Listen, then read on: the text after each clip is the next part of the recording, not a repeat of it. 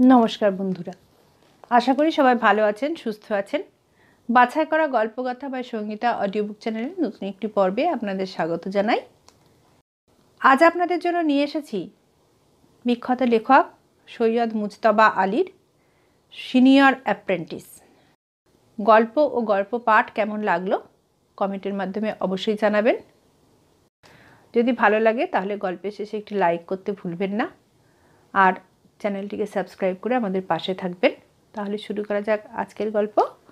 আজ শোনাবো সৈয়দ মুজতবা আলীর লেখা সিনিয়র অ্যাপ্রেন্টিস। কোনো কোনো ধর্মগ্রন্থ যত পুরনো হয় তাদের কদর ততই বেড়ে যায়। নূতন যুগের লোক সেসব গ্রন্থ থেকে নূতন সমস্যার অতি প্রাচীন এবং চিরন্তন সমাধান পায় বলে তারা আর সব কিতাবকে অনায়াসে হার মানায়। শুধু ধর্মগ্রন্থ নয়, কোনো কোনো গল্পও অজর অমর হয়ে থাকে ওই একই কারণে। তারই একটি অতি মর্মান্তিকভাবে কাল মনে পড়ে গেল। 20টি টাকা জেবে নিয়ে বাজার ঘুরে এলুম, ধুতি পেলুম না। গল্পটি হয়তো অনেকেই জানেন, তাঁরা অপরাধ নেবেন না। গণেশ বেচারি অ্যাপ্রেন্টিস, মাইনে পায় না, কাজ শিখছে। এর ধাতানি ওর গুঁতানি চাঁদপানা মুখ করে সব সয়। আশা একদিন পাকাপাকি চাকরি, মাইনে সব কিছুই পাবে। চাকরি খালি পড়ল, কিন্তু বড়বাবু সেটা দিয়ে দিলেন তাঁর শালির ছেলেকে। সে কখনো অ্যাপ্রেন্টিস করেনি। বড়বাবু গণেশকে ডেকে বললেন, বাবা গণেশ, কিছু মনে করো না, এ চাকরিটা নিতান্তই অন্য একজনকে দিয়ে দিতে হলো, আজ সেটা তোমাকে দেব নিশ্চয়ই। কাকস্য পরিবেদনা, আবার চাকরি খালি পড়ল। বড়বাবু ফের ফক্কিকারি মারলেন। গণেশকে ডেকে আবার মিষ্টি কথায় চিঁড়ে ভেজালেন। এমনি করে করে দেদার চাকরি গণেশের সামনে দিয়ে ভেসে গেল। তার অ্যাপ্রেন্টিসের আঁকশি দিয়ে একটাকেও ধরতে পারল না।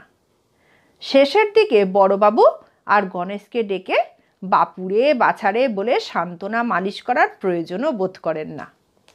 গণেশের চোখ বসে গেছে, গাল ভেঙে গেছে, রগের চুলের 2-1 গাছায় পাক ধরল, পরনের ধুতি ছিঁড়ে গিয়েছে, জামাটা কোনো গতিকে গায়ে ঝুলে আছে।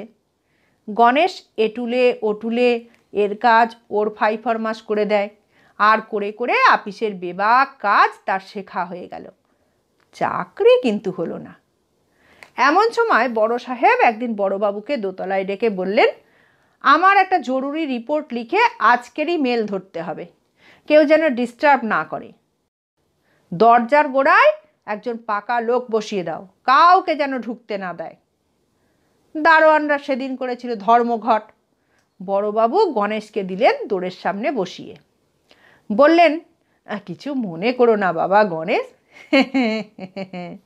ইত্যাদি। গণেশ টুলে বসে ছেঁড়া ধুতিতে গিট দিতে লাগলো। এমন সময় নিচের রাস্তায় হই হই রই রই এক বদ্ধ পাগল রাস্তা দিয়ে ছুটে যাচ্ছে, পরনে কপ্পিনটুকু পর্যন্ত নেই, ইংরাজিতে যাকে বলে বার্থডে স্যুট, আর পিছনে রাস্তার ছোঁড়ারা তাকে লেলিয়ে লেলিয়ে খেদিয়ে নিয়ে যাচ্ছে। হবি তো পাগলা করলো গণেশের আপিসের দিকেই ধাওয়া। সিঁড়ি ভেঙে উপরের তলায় উঠে ঢুকতে গেল বড় সাহেবের ঘরে। গণেশ টুল ছেড়ে উঠে দাঁড়ালো, কিন্তু পাগলাকে বাধা দিল না। মার মার কাট কাট কাণ্ড। পাগলের পিছনে পিছনে ছোঁড়াগুলোও গিয়ে ঢুকেছে বড় সাহেবের ঘরে। চিৎকার চেঁচামেচি। পাগলা আবার সাহেবকে ধাক্কা মেরে সরিয়ে ফেলে রিভলভিং টিল্টিং চেয়ারে বসতে চায়। তাই দেখে কেউ বদ্যি ডাকে, কেউ বা ডাকে পুলিশ, কেউ বা বলে কামড়ে দেবে, সাবধানেতে তুলিস। শেষটায় পুরো লালবাজার এসে ঘর সাফ করলো। সাহেব তো রেগে কাঁই। বড়বাবুকে ধরে তো এই মার কি তেই মার লাগান আর কি। বলেন, তুমি একটা ইডিয়েট, আর দৌড়ে বসিয়েছিলে তোমারই মতন একটা ইমবেসাইলকে।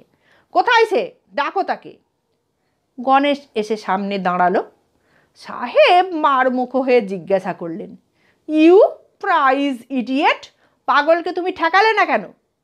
গণেশ বড় বিনয়ী ছেলে, বললে, আমি ভেবেছিলুম উনি আমাদের অফিসের সিনিয়র অ্যাপ্রেন্টিস, আমি তো জুনিয়র, ওকে ঠেকাবো কি করে? সাহেব তো 7 হাত পানি মেয়ে, বললেন, where you mean by that?